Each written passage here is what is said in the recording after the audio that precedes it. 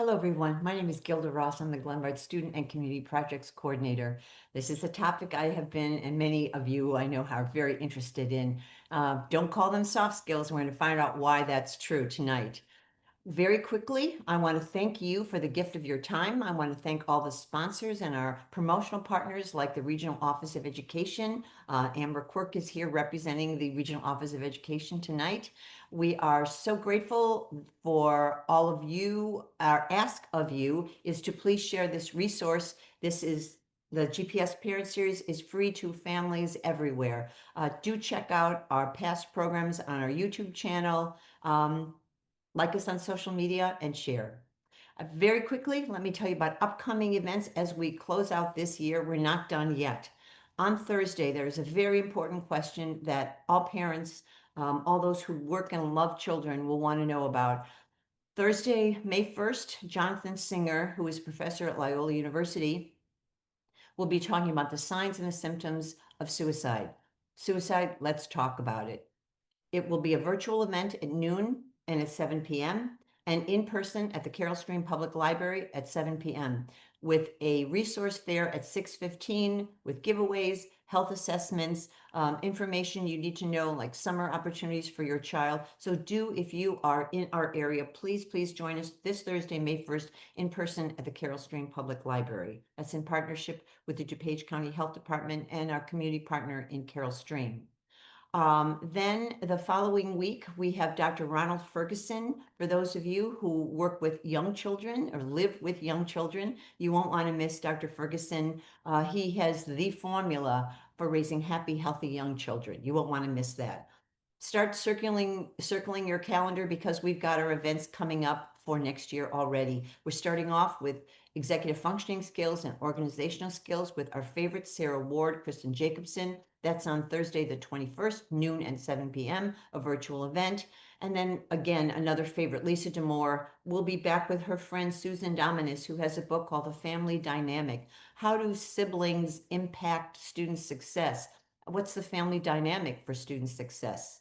So that's a program again that you will want to be a part of on August 26th, noon and 7 p.m.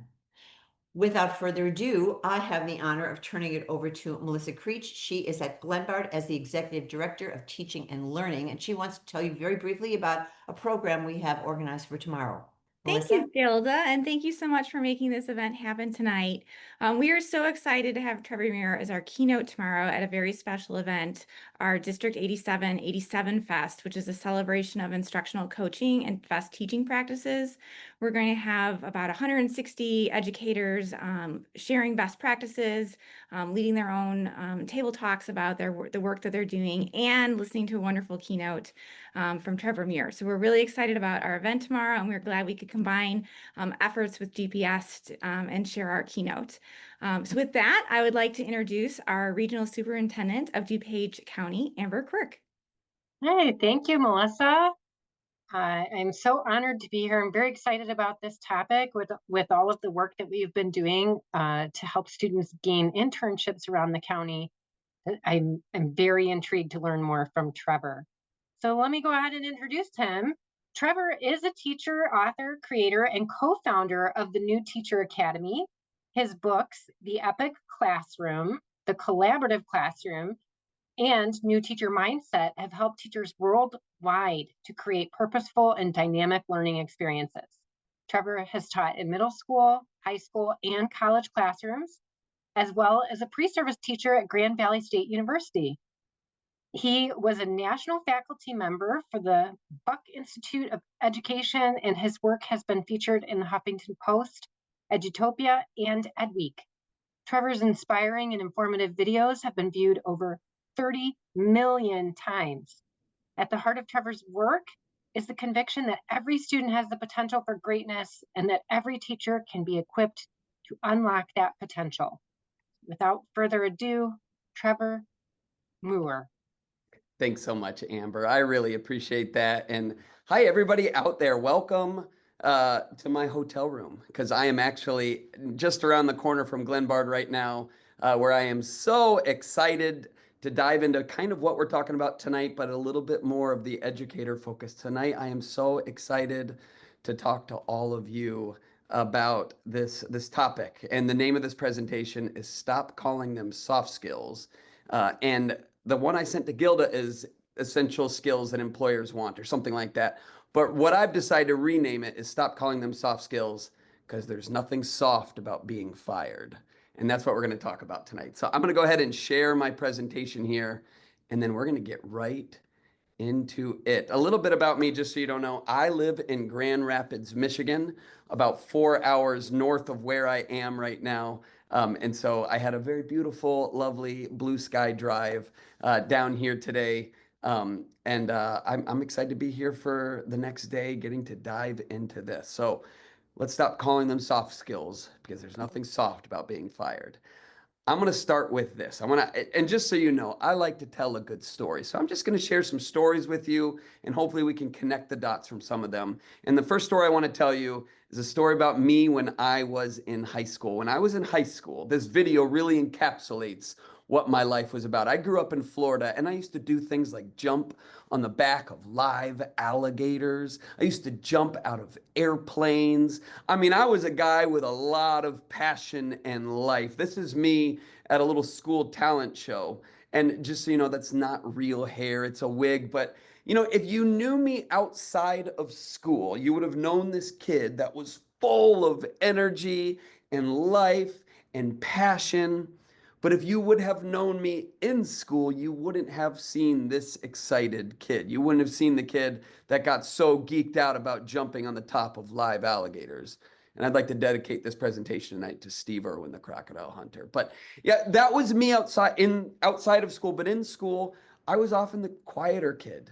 I did very little hand raising and contributing in class. When I was in a group project, I kind of just rode the wave. I did very little work and allowed the A student to do the work, where I could just hop on their back and then get the same credit as them. Like, I was just not that into school. And part of it is because I didn't really understand what the purpose of being in school was. I thought it was always just this game that you're supposed to play. You're supposed to make mom happy by moving on to the next grade. You're supposed to pass this test so you can get to the next unit, and then the next unit, and the next grade level, and eventually you would be done with this whole thing, right? Like, that was my primary motivation when I thought about school. And so therefore I put in minimal effort.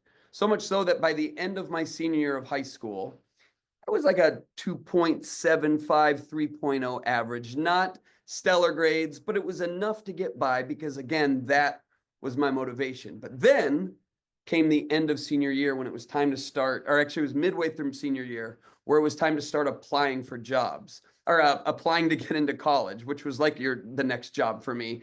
And honestly, I could care less about college, right? Like, it was just, again, another step in front of me. But my mom really cared about college, and my grandfather had actually been saving for my tuition since the day I was born. So I was like, okay, I'll apply to college. And so I went on an unofficial visit to Florida State University. When I say unofficial visit, it was on a weekend, my senior year of high school. We'll leave it at that. And I went there and I thought, oh, this is a really fun place. I want to go here. And so I applied to Florida State. And my mom said to me, she's like, well, make sure you apply to several different schools. So if you don't get into the one that you want, at least you'll have a backup school. And I said, okay, Mom.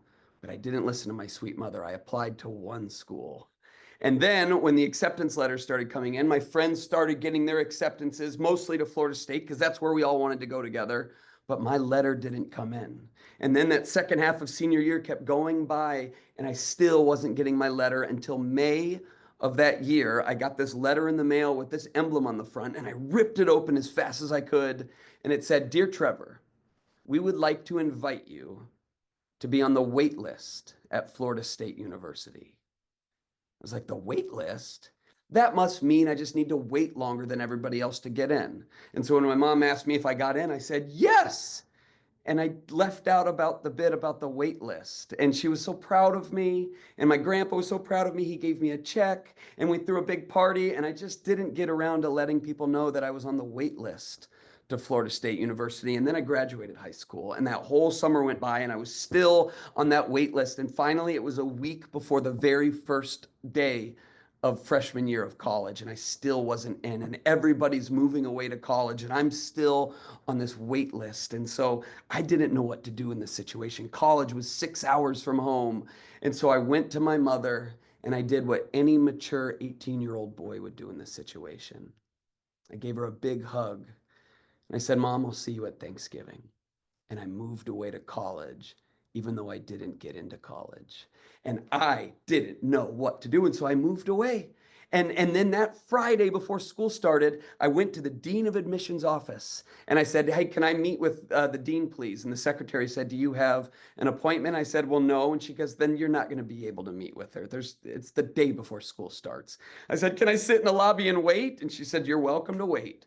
And so I sat in this lobby for hours and hours and hours that Friday. All day long, I sat there and I would watch the dean come out of her office at different times and use the restroom or grab water. And she would kind of look at me and go back in her office. And finally, at the end of that day on that Friday, the dean comes out and she points at me and she goes, come with me, please. So I got up and I walked into her office and I'm sweating because I don't know what I'll do, because if my mom finds out I didn't get into college, she'll kill me.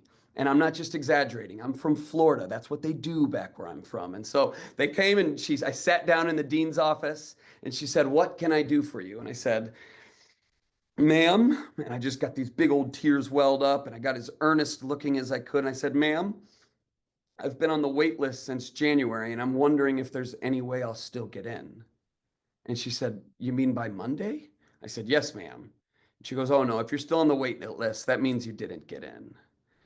And all of a sudden I said to her, I was like, ma'am, my whole life has been about trying to get into this school specifically. I care so much about my education, and I'm just feeding her this whole story, and the whole time I'm crossing my fingers behind the back because, again, I didn't care about college. I cared about making people happy and moving on. Does that sound familiar to anyone? And so I gave her this whole sob story, and she sits there and listens to me. And when I was done, there was this eerie silence in the room, and she reaches forward and she says, I'm going to be keeping an eye on you for the next 4 years. Please don't make me regret this. And she pushes A for accept on her keyboard. And I had just tucked my way into Florida State University.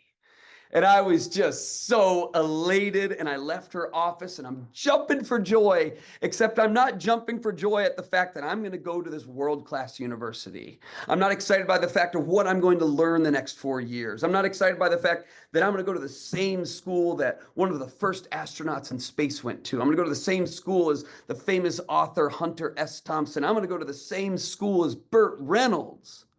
That's just a fun fact for you, everybody. Burt Reynolds went to Florida State. But that's not what got me excited about this. I was excited by the fact that my mom was no longer going to kill me and hide the body. And again, we have the Everglades. You can make bodies disappear. That's what I was excited about, moving on to the next stage, because that is what school always was for me. And that's why college was a struggle. For the first 3.5 years of it, it was like a slog to get through it. My first major in college was a recreation and leisure major. That's an actual thing. I remember going home for Thanksgiving my freshman year, and my grandfather, who was helping fund this endeavor, he said, so what's your major, Trev? I said, oh, it's called rec and leisure. He said, no, it's not. What is it? I said, no, Grandpa, it's called recreation and leisure. And he said, no, it's not. What is it? I was like, okay, I guess I have to change my major now. And so I chose an English degree because I've always been okay at reading and writing. And if that can get me to the next step, getting out of here, that'll do for now. And so I got this English major. And then my senior year of college, I'm walking through the English hallways and I see there's this advertisement for a tutoring position for a local high school parent. And I see they're going to pay a whopping $7.15 an hour. And I was like, oh, baby. So I ripped that number off and I called it and I got this job. And again, I had very little interest in what I was doing, but I needed the money. And so I started tutoring this 9th grade student in English class. And I didn't know what I was doing. And so when I first saw her writing, I was like, ooh, that's why they hired a tutor. And I didn't know how to teach, but I said to her, I was like, well, here's something that I do when writing introduction paragraphs, or here's something that I found useful when trying to structure sentences. And I was taking a little bit of my own expertise or whatever I had and sharing it with the student. And every single week she'd come back, she was a little bit better at writing. And then I noticed after a few weeks of this, not only was her writing and her grade improving, she was starting to carry herself different. She was more confident.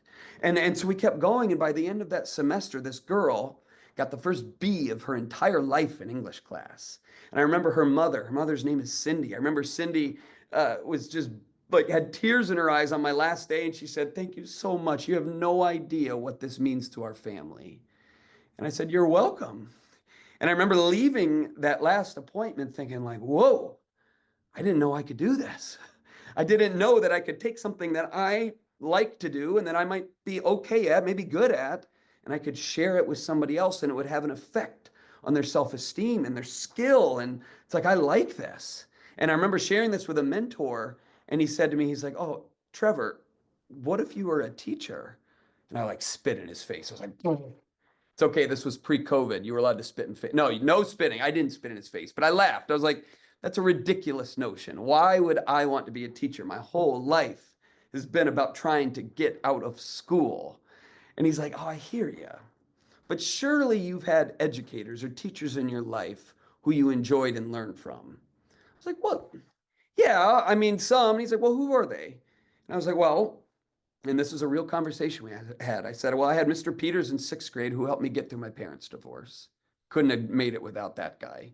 And I guess I had Mrs. Reams in fourth grade who made me fall in love with writing for the very first time. She told me I was good at it. I remember Mrs. Schwanier in eighth grade was like, "Oh, here is how you can read your writing out loud to people and make it sound good and do it confidently." And so, I mean, so I explained that. And he's like, "Well, what if you did it that way?"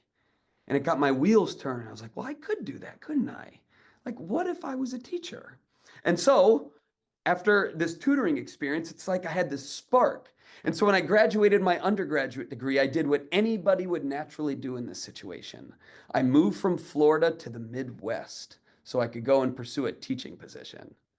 Was that not a natural transition? It's like, yeah, I moved to the Midwest on purpose because I saw that the teachers in the state of Michigan in this specific area, you could actually make a living there, and they really supported education. And so I moved there, but I didn't have a teaching degree. And so I started getting a job. I started working at a long-term care pharmacy, packing pills 8 hours a day, every day, the most boring job of my life, but it paid $11.25 an hour, which was exactly what I needed to be able to live and start paying to go back to school at nighttime so I could get this teaching certificate. And so I found myself working 80 hours a week, harder than I'd ever worked in my life, something I'd never really done a lot of in my life. I mean, I was a lot of things as a kid. Hard working was not something you would describe me by.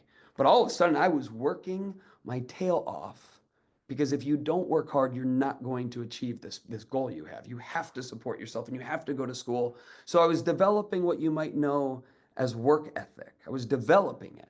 And also, if you're going to be a teacher, you have to know how to communicate with people. And a lot of my education experience growing up was about sitting and getting information, processing it as much as you can so that you can pass the test and move on to the next one, right? Very little communication on my part. So I didn't know how to do this. But if you're going to be an educator, or really, and we'll get to this more in a bit, if you're going to be a successful person in this society, you've got to know how to communicate. And so I was developing communication skills. And I remember as I started working in schools as a student teacher, I was learning to communicate with students, learning to communicate with administrators, communicating with parents, learning to communicate with all of these different types of people that I'd never done before.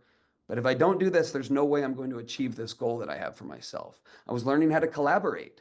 A lot of my school experience was spent sitting in my own desk, working on my own homework, worrying about my own grade and my own personal advancement. If the people around you weren't succeeding, that has nothing to do with you. This is all about you. But all of a sudden, if I'm going to become an educator, if I'm going to achieve this goal, again, keep going back to that idea, if I'm going to achieve this purpose, I'm going to have to learn how to work with other people. I'm going to have to learn to work with people in my master's program. I'm going to have to learn to work with other educators and work with students, and again, work with parents. I'm going to have to develop this collaboration skill. I was learning to critically think. You know, back when I became a teacher, over 400 people applied for my very first teaching job. The teaching landscape has changed a little bit. It's become harder and harder to become an educator. But back then, there was 400 people applying for one position. So I had to problem solve. I had to figure out, how am I going to get my resume to rise to the very top? How am I going to build a network and create connections that's going to get me an interview? Like I'm gonna have to, how am I gonna nail that interview and prove that I'm the right person for this position? And so I was developing critical thinking skills. Critical thinking is not something you can find in the back of a textbook. I had to develop it. And then in this process, I was becoming more adaptable. When I went to school, we didn't have cell phones, we didn't have computers, or at least we did, but they were giant Dell computers in the school computer lab. Well, all of a sudden, I'm starting to having to learn how to teach in this new environment where there's smartphones in every kid's pocket and there's one-to-one laptops and different evolving technologies. I had to learn how to adapt to this new space. And then through all of this, I was developing confidence for the first time in my life. I think a lot of my loud exterior growing up was me hiding my low self-esteem, not being sure of myself. And so I'll be loud and exciting to hide my lack of confidence. But now I'm starting to feel some wins. I'm learning that, like, oh, I can learn and grow and I can succeed and I can impress professors and build a network and do successful things and lead successful lessons. I was developing actual confidence. So long story short, the reason, well, actually long story long maybe, but the reason we went through all that is because in order to achieve that goal I had set for myself, when I realized that I needed to become an educator, like there's something in my bones that I have to pursue here. In order to do that, I have to develop something that we all call soft skills, right? Work ethic, adaptability, communication, critical thinking, collaboration, confidence. These are soft skills. And what's interesting is I didn't really possess these skills, these characteristics, these competencies until I was 24 years old. I didn't really have any of them refined until much later in life than you'd think I would. And it's like, well, why is that? Why did it take me so long to develop these characteristics? And I'm still developing them, by the way. But now all of a sudden I'm starting to realize, oh, they can get stronger and stronger. How come it took so long? And I would argue it's because these skills, these characteristics, these competencies are hard to develop. They're difficult to develop. There's nothing easy about working with other people and collaborating. Critical thinking and problem solving and finding new solutions to problems that don't have a clear and defined answer to it, that is difficult. Adapting to new cultural trends and technologies, it's hard. Being a hard worker is difficult. Communicating, public speaking, talking to strangers, talking to superiors and inferiors, communication is a difficult skill. And so the reason I didn't develop them sooner, I would argue it's because I never had a good reason to. I'll say that again. The reason I didn't develop soft skills sooner is because I never really had a good reason to. I was on the swim and dive team in high school. It's a team sport, but it's very individualistic in your own performance. So I didn't really have to develop collaboration skills there. Again, school was very much me being the recipient of knowledge and not communicating anything. So I never really developed that skill there. Right? Like school looked very, very similar to how it looked for the 100 years prior to me being in high school. So there wasn't a whole lot of adaptation that happened. I didn't have to adapt to new things nearly as much as maybe as I needed to. So I never developed these skills. But then when I had a reason to, when I had this purpose that and I can't, and hopefully, you know what that feels like when you've got that purpose that, like, oh, I've got to make this happen. When I had a reason to, it was worth the effort to develop these skills. Another way of putting it is a strong why allows us to withstand any how. There's a lot of hows to becoming an educator. There's a lot of hows to becoming successful. There's a lot of hows to thriving in today's constantly shifting sands in the workplace and in the environment and political and society. There's a lot of how do you do that? But if you have a good enough reason to figure it out, you're going to figure it out. And that's really what I've learned up into this point in my life, is that if I have a good reason for something, I will figure out how to do that. And so how did I develop these soft skills? I would say it started with having a good reason to put in the effort to developing them. Are you with me? Because here's the truth. Talent is not enough, right? Being smart and intelligent and talented, those are great attributes, and we all have our different versions of it.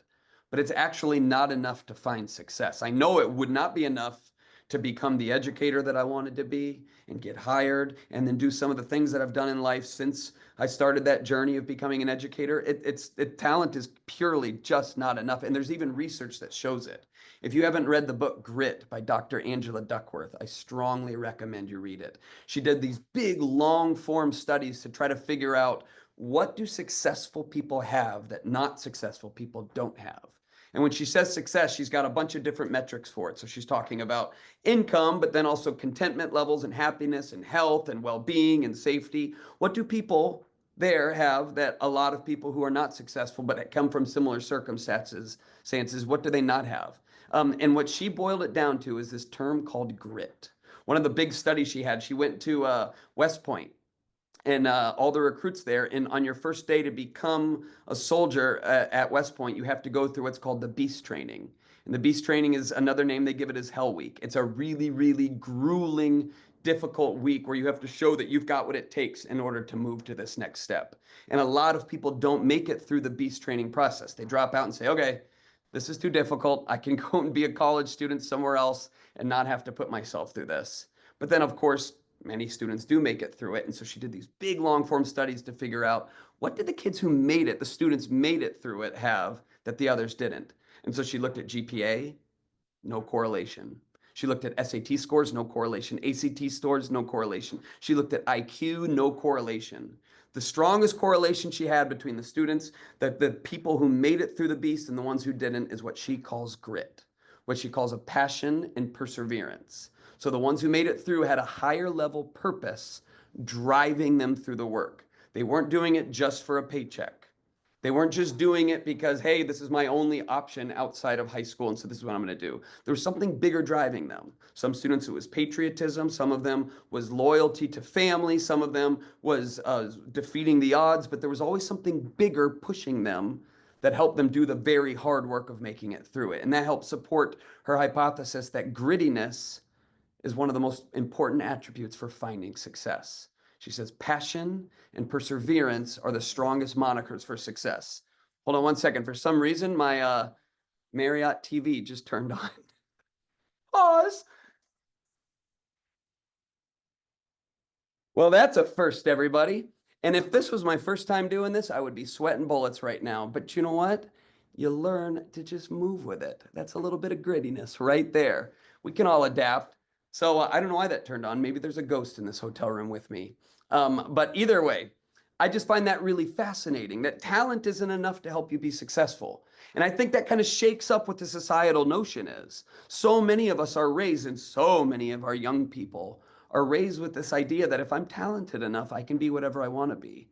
It's like, that's part of it. But what Angela Duckworth found is that 80% of success in life is owed to grit, and 20% can be owed to talent. It requires more than just being a good singer, a great athlete, or just really, really smart. You have to have something bigger than that. And there is a deficit going on when it comes to some of this grittiness or some of these other soft skills that I mentioned earlier. One of the things that I do that Amber brought up, I work at a university and I work with pre-service teachers, and it's shocking. And I'm not saying this to put students down. It is a societal trend.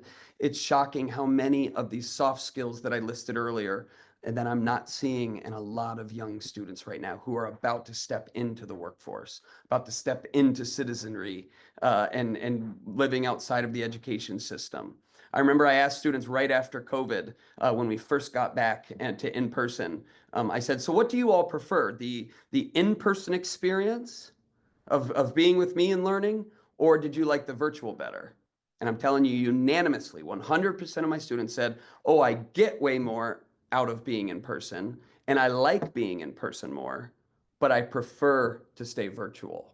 And I asked my students, why? I don't understand. Why would you do that? They're like, oh, well, I get a lot of anxiety about having to go in person, having to figure out where to park and who am I going to talk to? Am I going to have small one-on-one conversations, or is my professor going to call me out in front of the class? Will I have to talk in front of people? And so and I'm telling you, about 80% of my students said I prefer virtual so I can avoid those things. And I hear that, I'm like, oh, yeah, but you're missing out on some of the flavor of life, right? Like hard work leads to more hard work. But when you like it, you like the hard work. Or when you get called out and you feel confident in your communication skills, there's a thrill to getting to articulate what's going on in your head. There's a thrill getting to have one-on-one conversations and collaborative opportunities. There's something good about being with other people. And we're missing that when we allow ourselves to feel the anxiety of not doing it. Or when even if we are there, if we don't have the skills developed in order to interact in that way. There is a deficit in this, and it shows all over the place. There are so many articles and research papers that show that Gen Z, our current young people generation right now, are really struggling with these soft skills in the workplace. I saw 60% of employers in 2024 were at least considering firing up somebody under the age of 25 because of their lack of soft skills. Like, that's a staggering number. And I know I'm probably just speaking to the choir here. I'm guessing you all have seen this in your own capacities. I think this is a really cool opportunity to get to talk to many parents and community members right now, not just educators, because I think you all know what it takes to be successful. You know what it takes to raise kids. You know what it takes to rise in the corporate ladder. You know what it takes to start a business and grow a business and have employees and exude leadership. And you know that it takes more than just being smart. And yet there's a staggering amount of people who are lacking these skills that are so essential, which raises the question, by the way, if the number one reason young people are fired from their jobs is because they don't have soft skills, we have to ask the question, is there anything soft about being fired? Is there anything soft about not knowing how to communicate, not knowing how to critically think and solve problems, not knowing how to hit a wall and then figure out a way over it or through it or around it to problem solve and have the grittiness and persistence and resilience to keep moving forward? There's nothing soft about it, right? These aren't soft skills. They're essential skills or essential characteristics or essential competencies that we all need to have now more than ever, right? Like maybe 100 years ago, you could make the argument that not everybody has to be a strong communicator. Everybody just needs to have the work ethic to keep showing up. But that's not how it works anymore. You've got to know how to communicate. You've got to know how to collaborate. The top 3 reasons people leave their jobs are all communication related. People don't know how to communicate with their bosses about what they need to be successful. Bosses aren't communicating with their staff about what they need to be successful, or coworkers are not knowing how to communicate with each other. All of those lead to people leaving their jobs or getting fired from their jobs. And so, truthfully, I don't care what we call them. It's a nice, fun little line to call a presentation. We can keep calling them soft skills, but I think we have to treat them as something other than soft. Or another way of putting it, we have to treat them as something other than secondary to these essential skills, right? Listen, and I'm going to get to this in a moment. I'm not saying we need to abandon content knowledge. We still need to teach kids the Pythagorean theorem. There's value to that. There's brain development in teaching kids math. And there's brain development that happens when kids have to memorize the periodic table, maybe. But there is something that's going on at the brain level that goes beyond just the chemistry or just the physics or just the math. Of course, we teach those, but that doesn't mean we sacrifice these other skills in the process. What we have to do as educators is to figure out how do we mesh them together. And as we do as community members, as parents, as caregivers, as stakeholders, how do we support that? How do we support learning that's about the whole child, that's developing all of them and not just this one part of their left side of their brain? So I want to have a little discussion here. There is a chat function here in this meeting, and Gilda might just feed me some questions, or maybe I can look at the chat, but we'll see how this goes. I want you to consider real quick, maybe take 2 minutes of your time and just write down a list of what you think the ideal graduate is. What is the ideal graduate? The portrait of a graduate. What skills, characteristics do you know deep down every student should have when they step into the workforce, or when they buy their first home, or move into their first neighborhood, or move out of the house? What do we want everybody to have at the end of their K-12 experience? So why don't we just take a minute? Oh, and let me just add this little caveat here. When I ask what is the ideal graduate, I'm not just talking about students. I'm really asking you the big question: what do we want people to be like? Because everybody goes to the education system in some way, whether it's public school or private school or homeschool. Everybody has this formative experience of education. And then It's no longer formative to them anymore. What do we want everybody, what do we want our police officers, our mailmen, our soldiers, our neighbors, our pastors, our friends, what do we want the people who we live among to be like? So go ahead and make that little list. I'm going to I see the chat up top. So I'm going to see what people are writing. Oh yeah, look at everybody hopping in. I like it. So Gilda kicked us off with the words hard working. Yes, absolutely. The ideal graduate can work hard. The ideal graduate can work even when they're bored, even when they're not having fun, they can continue to push through it. Yes. Jen says organizational skills. Absolutely. They know how to organize themselves and organize their work. Liz wrote flexible thinker. I love that one, right? Like I'm not rigid. I'm flexible. I'm malleable. I can find conviction in what I believe, but I'm also open to new ideas and incorporating them into the way that I work and live. I see compassionate. Yes. Could everybody agree that we could use more compassion in our world right now? Who would agree that we could use more empathy? Jerica wrote ability to relate to others.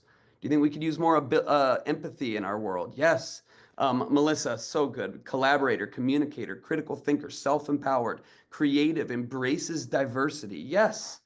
The world is good and it's big. We have to find ways to embrace everybody. Yeah, caring, open to feedback, adaptable. I keep seeing that word. Yes, they're adaptable. They can listen. They're confident. They have integrity.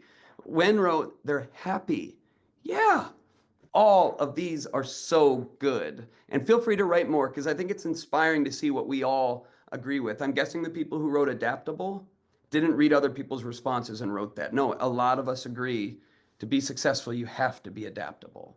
And so this raises a question.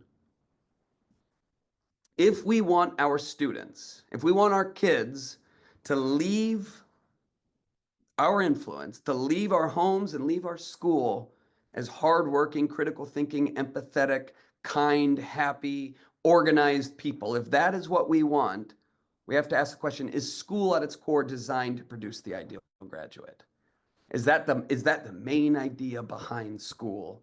Is helping our students, our kids, develop the skills and knowledge necessary to thrive in this world that exists? And I can't speak to any specific school system, but I do know that every school I ever go to, some of these things are happening. And sometimes, and this is what I really want to get at, sometimes they're happening in spite of the system that those teachers and those students are in, right? There's a lot in our current education system that can kind of withhold some of these opportunities for students to develop these traits and skills, whether it's standardized testing in college admissions or teacher evaluations. There is a lot that works against the real dedicated time putting into developing the ideal graduate. And so I think we have to ask the question, how do we do it and how do we do it well? How do we support schools to develop these skills? How do we support our kids in our own homes to develop these traits that we all know that we want and that our society desperately needs? You know, this is a survey done by the National Association of Colleges and Employers asking what are the top skills you're seeking right now. Number 1 is collaboration. Number 2 is communication. Number 3 is the ability to plan and organize and prioritize. Number 4, the ability to make decisions and solve problems. And then there's number 5, the ability to obtain and process information. I find that fascinating. Oops, I just lost my screen. Hold on. Uh-oh, I lost you, Glenda. I like seeing Glenda there. She's giving me nice thumbs up and everything, but I'm not seeing anything here. I hope you all can still see me. I can see your screen. Okay. Well, as long as you can see me, I'll miss seeing you. So number 5 is the ability to obtain and process information. That's the one school puts lots and lots of emphasis in traditionally, right? It's about getting the information, processing it, and demonstrating that you learned it. Good. Then we need to keep teaching it because clearly employers still value intelligence. It still values people who understand lots of information. It's still vital. It is number 5 on the list and we need to treat it that way. So I'm not saying we need to stop teaching this vital knowledge. It is number 5 on the list, but it is number 5 on the list. There are 4 that rank above it. And so what I think our call to action and what I want to talk about the rest of our time is how do we do that well in school? How do we design learning experiences that incorporate all of it? You know, because I think of it this way, these essential skills and characteristics I've been talking about, They're like muscles. I've found this so much throughout my life, and there's lots of research that supports it, that the more you work out these skills like collaboration and critical thinking and adaptability, the more you practice them, the stronger that they become. And the less you practice them, the more that they atrophy and the more useless they are to you. I think there's a reason so many young people are struggling to succeed in the modern workforce. It's because they haven't been practicing these skills. They're atrophied muscles. And a lot of them are having to learn these skills, develop collaboration and critical thinking for the very first time on the job site. And the job site's not as forgiving as school can be, right? If you're not performing, it's quite often, okay, we need to find somebody who can. And so what I'm saying we need to do, I hope you agree with me, we need to develop these muscles sooner. We need to build it into work. And like I said to you earlier, purpose is one of the best ways to build these muscles, giving students a reason to exercise the essential skills. And so this is what I talk to teachers about all the time. How do we design learning experiences that incorporate the development and practice of these skills while students are still successfully learning the content that they also need to be successful, but also to be successful on standardized testing and college admissions and all of that as well? How do we do all of that? How do we create work that requires essential skills to succeed? So I want to talk about authentic learning for a moment with you. And then I want to talk about where you come in as a community member or a parent or a caregiver or a stakeholder. How can you support this? But this is what I spend a lot of time talking to educators about, is how do we create authentic learning experiences? Now, when you were in school,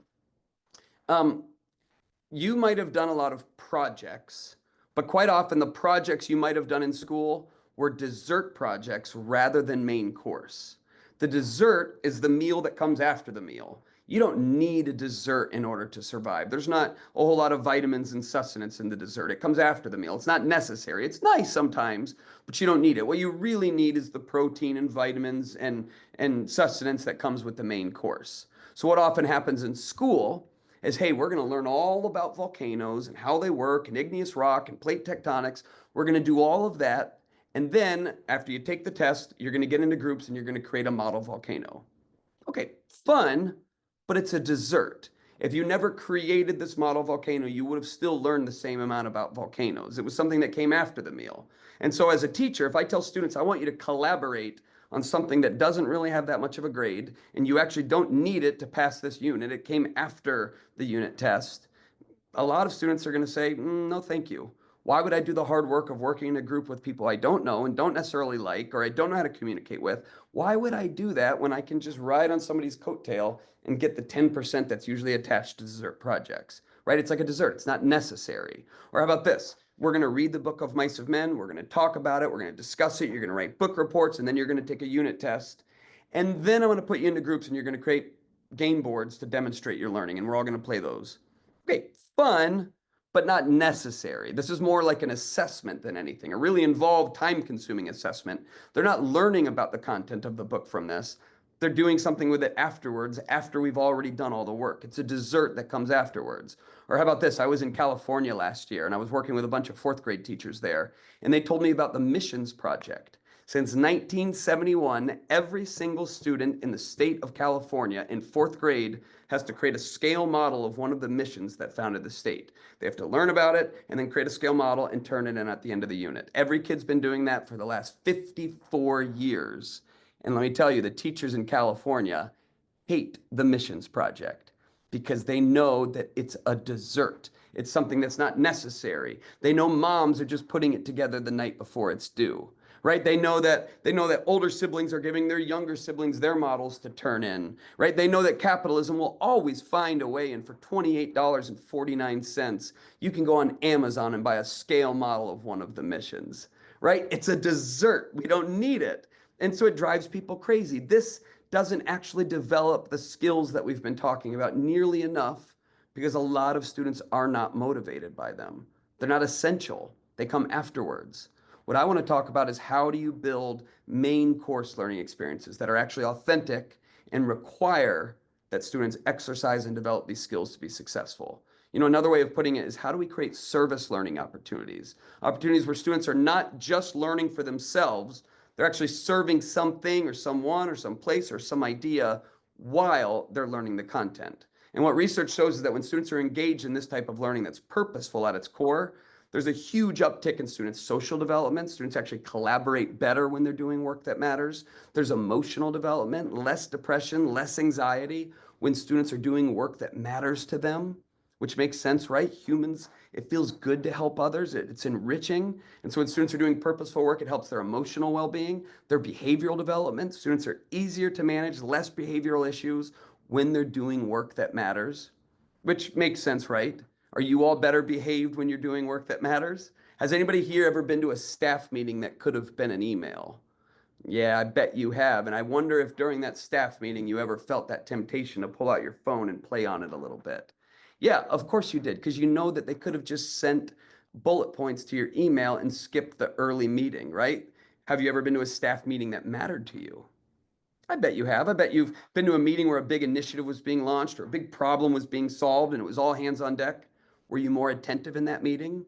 Were you less distracted, more engaged? Absolutely. That's what purpose does. It improves our behavior.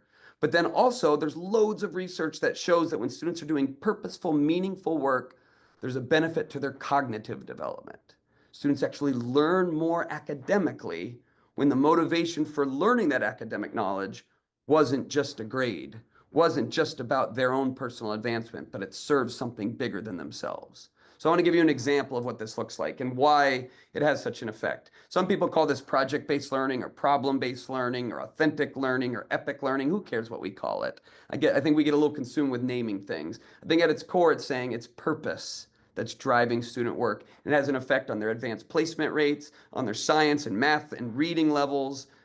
It's powerful. So I want to give you an example of what this looks like and how soft skills fit in. And I just looked at my clock. We are running lower on time than I imagined. So I'll try to go nice and quick through this. But I want to tell you about this one time that I had these content standards involving the Industrial Revolution. And I was really trying to teach my students about this concept of modernity and how different technologies and culture shifts happen in really short spans of time that really affect society. I was teaching social studies and English at this time. And I was like, okay, this is my subject matter. How do I make it purposeful to my students? How do I make them want to learn about these big concepts that are in the state standards that I have to teach them? And I remember while I was planning this unit, I heard about this woman named Beth Lisa and who lives in our community, who's a refugee and moved from a very, very primitive refugee camp in Kenya and moved to Grand Rapids, Michigan without very little notice. And I heard her story about how difficult it was moving from where she was in Kenya to our society and all the technological differences and the struggle she had. And I was like, oh, that's just like what I'm teaching them about with the Industrial Revolution. I wonder if we could somehow pair up with Beth Lisa or people she's connected with and see if there's something my students could do to be of service to people like Beth Lisa in our own community. And so I called a social work agency in our town and I said, is there any way you could pair up with my class and help us with this project? And of course they said yes, because why wouldn't they want to be a part of what we're doing? And so I told them about the project and I said, what are some of the struggles that your clients struggle with? And they were like, oh, just learning, using basic appliances and electronics and how to use public transportation and getting a job in the library. I said, awesome. Could my students create tools that might help them with that type of transition? And she said, absolutely. And so Beth Lisa came and shared her story with my students on a Monday morning in my school. And she talked about being a refugee and moving to Grand Rapids and not knowing how to turn on the stove. And she was told to get onto something called a bus, to go to something called a library, to use something called a computer, to get something called a job. Didn't know how to do any of it. She talked about the first time she got on a public bus and didn't know how to pull the cable to signal to stop. And so she was stuck on the bus for 8 hours until the driver made her get off in January during a Grand Rapids snowstorm. And so she shared this, and I remember one of my students was just like shocked. And when Beth Lisa left that day, I said, what do you guys think? And this one student named Anthony raised his hand. I said, yes, Anthony, what do you think about this? And Anthony said, that's so stupid. I said, what's a stupid, opinionated student? I didn't say that, but I was like, what's stupid? He said, it's stupid nobody showed her how to use the bus. It's not that hard. I was like, huh, I guess that is kind of stupid, isn't it? Why don't you show her how to use the bus? What if our class figured out ways that we can help refugees like Beth Lisa learn how to use some of these things we might take for granted so that their transition to our city is easier. And so for the next month, while I taught the Industrial Revolution and covered that concept over and over in a lot of different ways, my students started creating tools to help refugees better make that transition. We were starting to exercise that soft skill called creativity. And so students used tools like Canva to create flashcards on how to use household appliances. They used translation tools to have them translated to Swahili and Arabic and French, which they found through their research, which is another soft skill are the many languages refugees speak in Grand Rapids. They created cookbooks on how to make simple recipes using graphic design. One group of students took their cameras down to a library and made a how-to video on how to use the public library. My students were collaborating throughout this unit. Collaboration's hard. I don't know about you, but I know growing up, I was often the log in collaborative groups. I just laid there like a log until presentation day, but then I got the same grade as the hog, the one who just hogs all the work and doesn't let anybody else work, right? Collaboration's difficult, but this project required a lot of collaboration. Students had to brainstorm and organize and hold each other accountable. They had to give and receive critical feedback on what they were working on. They had to research and make decisions and problem solve and role delegation and progress monitoring, right? There was no like dessert collaboration at the end. We have to collaborate if we're going to be ready at the end of this learning unit to present these tools to a group of refugees and social workers with the hopes that they'll use them in their program. We have to collaborate. We have to develop the skill that we're going to need forever, right? My students needed to organize and prioritize. They needed project management. And so they learned to delegate tasks with each other and use different tools to organize their time and set deadlines and do this hard collaborative work, right? They had to hold each other accountable with group contracts. But in the midst of all this, we were still learning all of this content. My students were still preparing for the SAT and the different state testing. This is still school. It's still a public school. I can't skip this stuff. But now we're not just learning this content because I said so. We're learning this content to serve refugees in our area. There's a purpose that's driving it. And then at the end, students communicated their work to a professional panel. It wasn't just communicating in speech class or because it's fun or cute. No, we were communicating to make a difference in our community.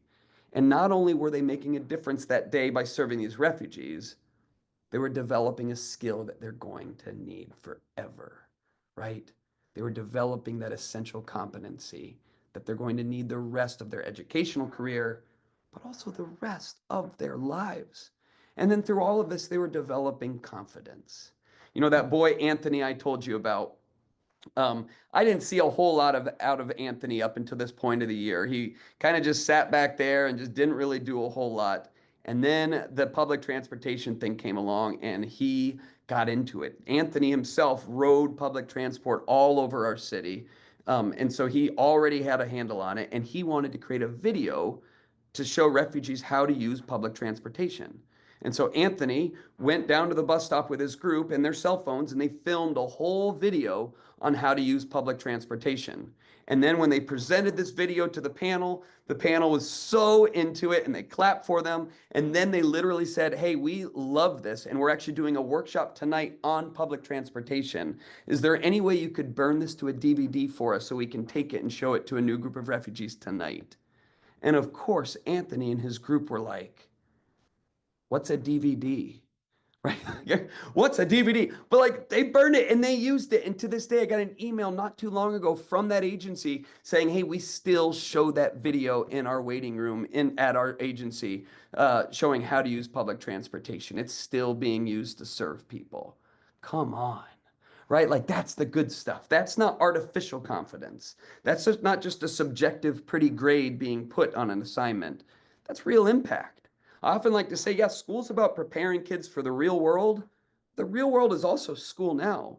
We don't have to just prepare them for the future. We can start doing real work in school today. And that's actually preparing for the students for the future more than just focusing on how do we give you as much knowledge as possible.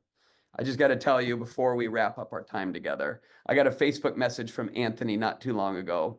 And it essentially said, hey, Mr. Muir, I just wanted to check in. I haven't seen you in 10 years. I am now the deputy transportation manager in Philadelphia. So Anthony, my man, who used to just sit in class and not do a whole lot is now helping an entire city figure out how do you get from A to B? How do I help people get around? How do I take this thing that I developed when I was younger and form it into a career? And that is what Anthony's doing now. Yeah, these are not soft skills. They're essential skills. It's not about the size of the project. It's the relevance of it. There's purpose driving it. And so as a parent, as a caregiver, as a supporter, here's what we can do to help. You can offer your expertise. I don't know how many people are on here right now who are going to watch it ultimately, but there are a lot of people represented here in a lot of different jobs and careers and organizations, and you can offer a lot from your own life to what students are doing.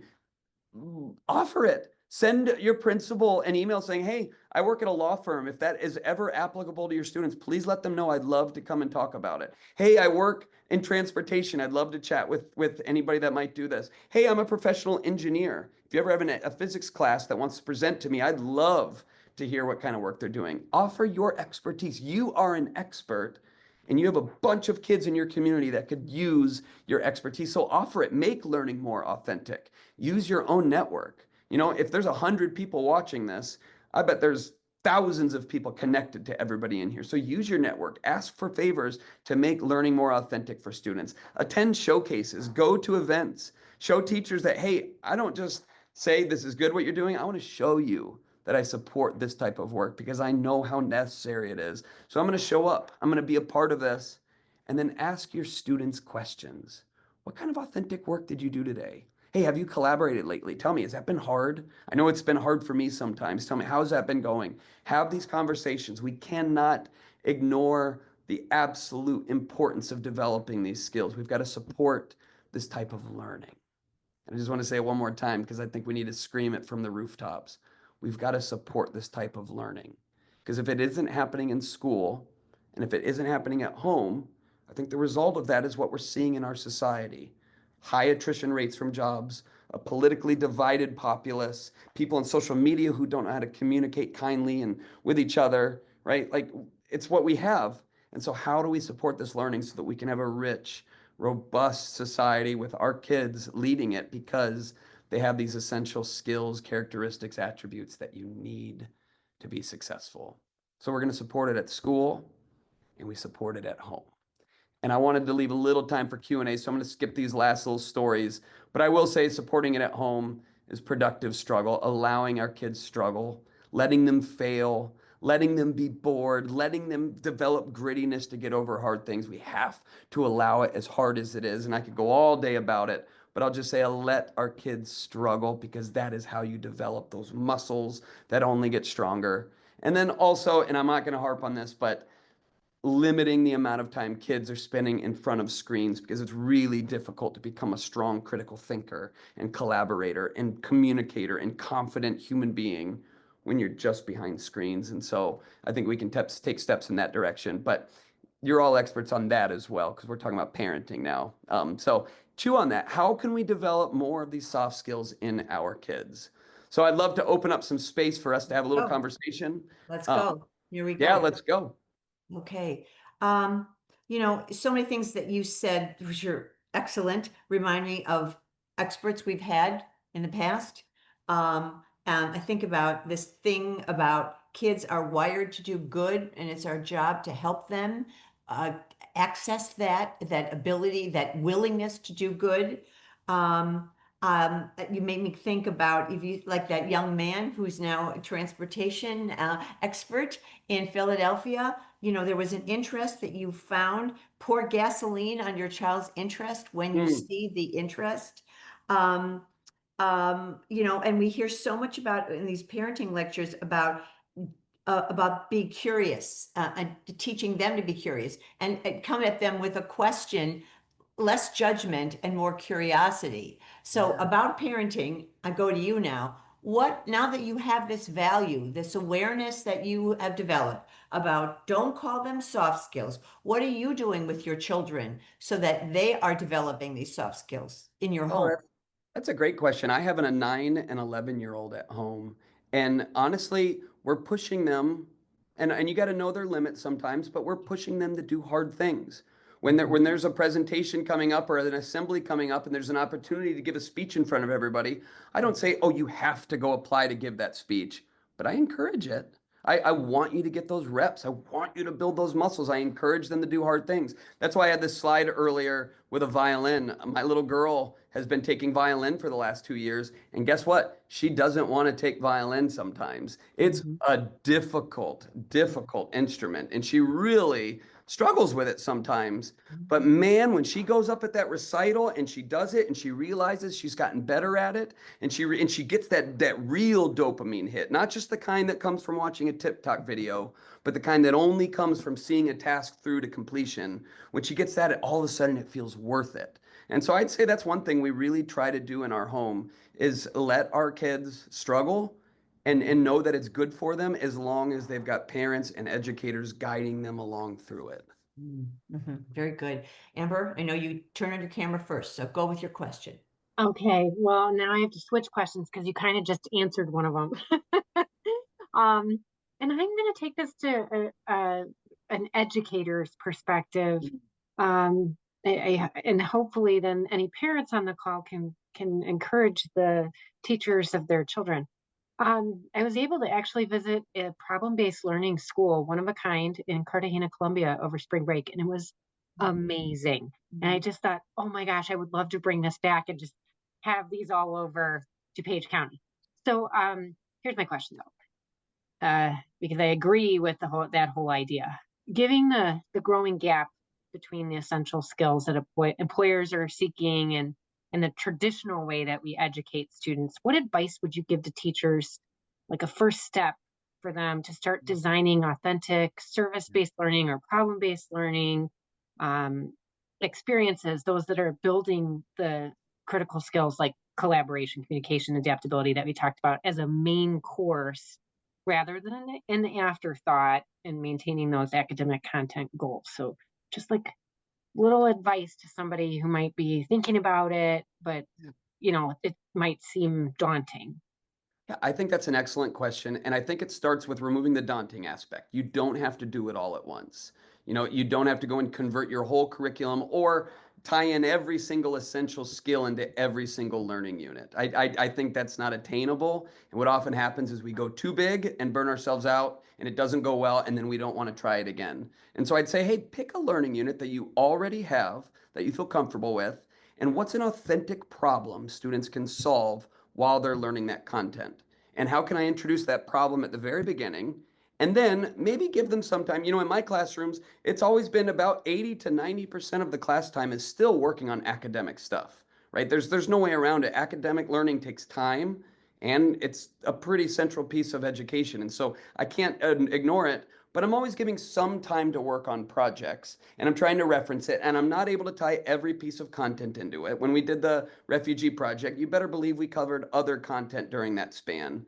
But I'm always trying to figure out how can I tie that problem to the content. Even if it's, hey, we're talking about the Industrial Revolution today. Sounds like people really struggled in the workplace during that time. As a group, talk about where have you seen this struggle in your research as we talk about serving refugees. It's just a little connection. It's not throwing the baby out with the bathwater. I'm still using best practices, but now I'm referencing this purposeful motivator. Students are working on something as kind of alongside the content work that they're doing. Does that make sense? Yeah. So I think it starts with relevance. I always, when I'm doing a workshop with teachers and we're coming up with project ideas, we start just by brainstorming a massive list of problems that exist in our school and community. Not necessarily big problems. Sometimes it's homelessness or the environment. Sometimes it's we don't have enough coat hooks in the hallway or kids don't like school lunches. Okay, these are problems that we've identified that kids agree with. Now, do we have any content standards that might connect with these in some way? So it's just asking those questions. What's relevant? Melissa, you're next. Thank you. Trevor, I know when we have, when a kid is struggling with content, they don't understand the math, they don't understand how to write the paper. I feel like parents and educators have lots of resources. They can watch a video, there might be a textbook, they can ask the parent for help, they can ask the teacher for help. But when they struggle with like collaboration or persistence, I feel like that toolbox is maybe missing or limited. What advice do you have for educators or parents on how to help a student or a child with that? Oh, that's such a good question. You're right. I mean, one of the realities is that it's difficult. Collaboration is always hard. You know, even in my daughter's third grade class, group work is a struggle sometimes. And so obviously I can give advice and wisdom, and that can go a ways. But the truth is it's really hard to collaborate and do a lot of these things when there's not an ecosystem or a culture that supports that type of work. But what I found is that when there's a classroom where the teacher's well versed in leading successful group work, so they have, there's a contract on the wall about how students, maybe the students came up with the norms for collaboration and they go over them regularly and they use group contracts, or they have some type of way for students to organize and plan their tasks cooperatively. They recognize that collaboration doesn't mean sitting with other people all the time. It means that we have a shared task that we're trying to solve together. And that might mean I get to work by myself today. I don't need to sit with other people all the time. And so, like, we don't have the introverts burning out, or we don't have the extroverts just socializing the whole time. We define the collaboration what it really is, not just about proximity together. Like when there's a classroom that's really set up for it well, I find collaboration just goes a lot smoother. Just like when I've worked in schools where there's a principal that really has a collaborative staff and there's a really great culture for it and people feel safe to share and safe to fail, we seem to teach and collaborate better. I think it's the same with classrooms. So advice to kids is like, hey, sometimes it's hard, but you can do it. And giving the advice that we have, but then also support it when you hear, oh, my child's teacher's doing a collaborative project. I didn't like those in school, but I really want them to develop that skill. I'm going to support that teacher. I'm not gonna breathe down their neck about, oh, my kid got the same grade as everybody else. Instead, hey, how can I support this? How can I help them? Um, how can I support it? Because I really think that's what it boils down to. So, and boy, do teachers appreciate it. I think I'm going to make a sticky note with all of these with all of these qualities that you want us to focus on: work ethic, confidence, adaptability, communication, collaboration, critical thinking. I'm going to have a sticky note and I'll put it on the refrigerator, and I'm going to focus on these are the things that I want to encourage in my child. Mm. And then this is going to be my constant reminder. Um, and you have given us so many things to think about tonight. And those of you that get to hear you tomorrow are very fortunate because that conversation can then continue. But you've really, I really appreciate all of this. We know this is important information. And you've elevated to a level where we're going to have that awareness that this is what we need to do in the home as well. Well, thanks. It's my pleasure. And I think this is a conversation we can just keep having. You know what I mean? I love the idea of the sticky note, because it's naming it. It's not it's not assuming that our kids know what we're talking about. It's saying, oh, where did you problem solve today? How is collaboration going? Oh, was it hard? Let's talk about it. Like articulating it, naming it. Um, I think that's the trick. So I love that you brought that up. Right. Amber, Melissa, do you want to join me in saying goodbye and thank you? Thank you so much. Really Thank appreciate you. it. It was Thank great you, having Trevor. All my pleasure. I'll Great. see some of you tomorrow. Yes, thank you.